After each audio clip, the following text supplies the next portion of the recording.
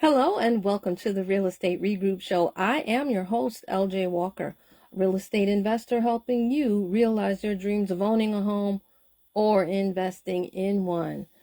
So, as many of you know, what's going around on social media, one of the stories is that Porsha Williams from the Real Housewives of Atlanta is divorcing Simon. Simon has been actually kicked out of his own home by Porsha. I believe one of the people said that she even got the judge to approve of it. So I'm really curious as to, what really went down. Why did it have to go this particular way? I'm definitely a fan of the Real Housewives of Atlanta. To be honest, I'm not too much of a fan of Porsha. I was a fan of Candy, who unfortunately is leaving, but I understand. Anyway, getting back to the story at hand. Yeah, it's kind of curious to me why the judge approved of Porsha moving Simon out of his house because Portia's name is not on the house. On top of that, they do have a prenuptial agreement. The prenuptial agreement, from what I could summarize, from what I could see, is that they had agreed to whatever they came in with, they would also leave out with. In addition, Simon would pay Portia's legal fees. Then there's this last little condition that I kind of find weird. And this condition says that after the divorce, Porsha can live in Simon's house for at least 12 months. So that to me is rather strange. And I was like, wow. But then, as it is reported by several different social media platforms, the ones that I'm trusting right now is Tisa Tells and Make It Make Sense and Kempire. They seem to be the most consistent and maybe, may I dare say, the most accurate. Compared when I listen to what they had to say about like other previous instances that have gone on. So they have mentioned that Simon was found that he committed identity fraud. He had a fake visa. Some of his businesses were fake. He was also found guilty of credit card fraud and bank fraud. He actually admitted to these things. So, yeah. So maybe that is why they have that little piece in the prenuptial agreement about her living in the house for 12 months after the divorce. Typically, here's what goes on. Because as you guys know, they said that he may get deported. Normally what happens is if a person is, let's say they're an illegal immigrant, or they know that they're going to get deported, they find somebody in their family or even a friend, and they put that person's name on the house. Why? Because banks get nervous. Mortgage note holders, we get nervous. I'm pretty sure whoever has the mortgage note on this particular house has some high anxiety going on right now. They probably are looking to sell the mortgage note so that they don't have to deal with a possible foreclosure. Because here's the thing.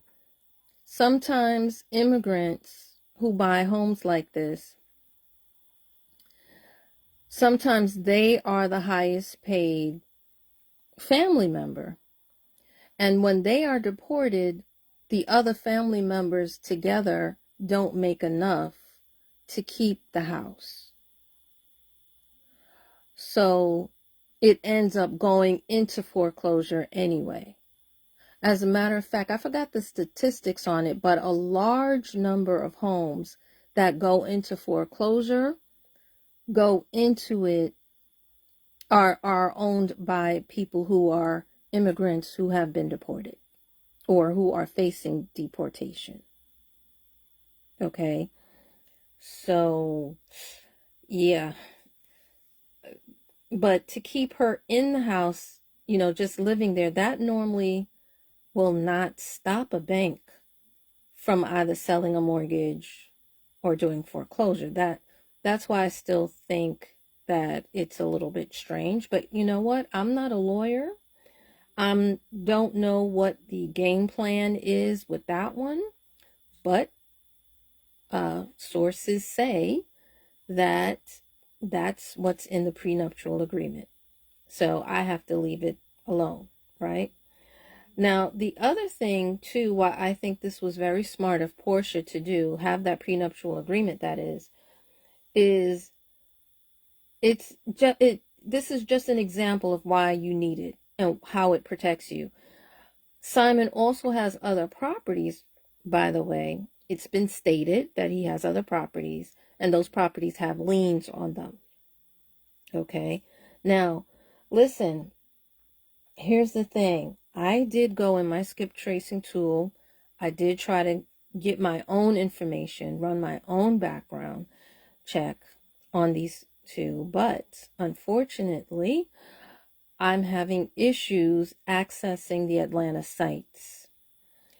Not just for them, for myself as well. For the past 2 weeks, I've been leaving messages and nobody has called me. But thanks to social media, to the people who are living in Atlanta who have said the sites are down. So, whew, what a relief, right? But that's why I had to rely on other YouTubers for the information. I did find some conflicting information between, other people, but I just narrowed everything down to Tisa Tells Make It Make Sense and Kemper and left it alone at that. Okay? Because I don't have the time to go down a rabbit hole trying to get this information and that information. I just wanted to share what I do know with you guys. Now, I wanted to go a little bit deeper into this situation because this is considered an international divorce. What they had was an international marriage, literally, because remember, they got married here in Atlanta, and then they also turned around and they got married in Nigeria. It's also been stated that not only does Simon own property here in the U.S., but he also owns property overseas. So here's what I deducted. When I went to the African news channel, they said that Porsha and Simon, who I'm not even sure if that's his real name because I couldn't find anything on him in the skip tracing tool at all. It's like he doesn't exist. So being that he got found guilty for identity fraud and visa fraud, well, you know what? That's probably why. He's probably using a fake name. Next, they married under what's known as customary law in Nigeria. When you marry under customary law, when you have a customary marriage, right, the law may dictate that, certain things about certain types of property, such as land, homes, a lot of times they're passed down through a particular family line. Now, when one spouse is American and the other one is Nigerian, the laws that govern the division of the property can be quite complex and may involve multiple legal jurisdictions. Generally, the laws of the country where the divorce is initiated, so it was initiated in America, will primarily govern issues related to the divorce, including property division. However, the laws of both countries may be considered, especially if there are conflicting legal provisions or if there are specific agreements between the spouses. So again, the fact that Porsha initiated the divorce here in the United States, that's a +1 for her. And I'll tell you what I did find out when I listened to some of the African lawyers on here. Two of them had said that a lot of times they give it to the man. They don't give it to the woman. You understand me? So that was another good thing that she did. Now, being that it was in the United States, even though it's in the United States, they can say this property in Nigeria goes here, there, whatever. But again, so much depends on the contract. So much is going to depend on that prenuptial agreement. All right. But if it was done in Nigeria, the Nigerian laws would apply. But it was done here. So for the most part, the American laws are going to apply. Okay. As far as property division, so forth and whatnot. So that, guys, that's my friends. That's what I wanted to share with you. That's what I wanted to make you guys aware of. I also wanted to be clear on that myself, just because I'm in the mortgage note industry, and this could be me.